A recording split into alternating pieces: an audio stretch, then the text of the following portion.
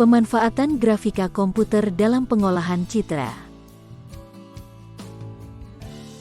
Kebutuhan manusia khususnya dalam bidang teknologi satunya adalah dalam bidang grafik komputer dan pengolahan citra. Secara garis besar, grafik komputer merupakan proses untuk menciptakan suatu gambar berdasarkan ide atau deskripsi menjadi gambar.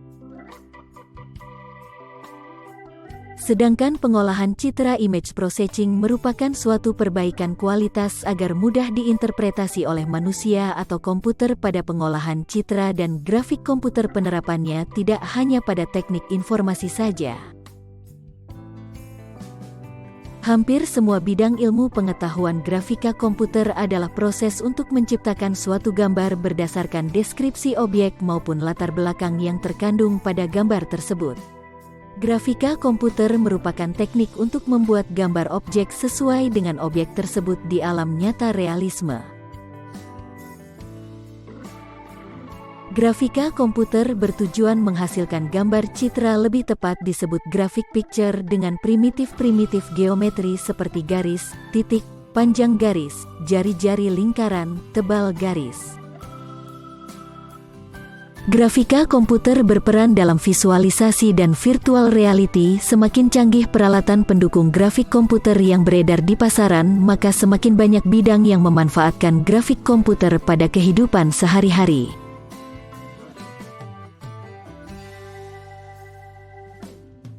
Semakin sering memanfaatkan grafik komputer dalam memvisualisasikan kegiatan-kegiatan yang sedang berlangsung di lingkungan tersebut. Berikut ini adalah beberapa contoh penerapan grafik komputer berbagai bidang.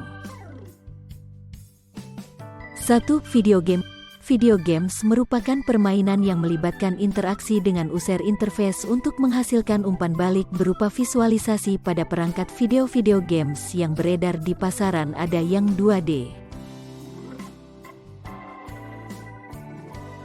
Dan ada yang 3D. Dengan adanya kemajuan yang pesat di bidang grafik komputer, video games saat ini kebanyakan adalah 2D dan detail gambar yang dihasilkan sangat halus dan mirip dengan objek asli.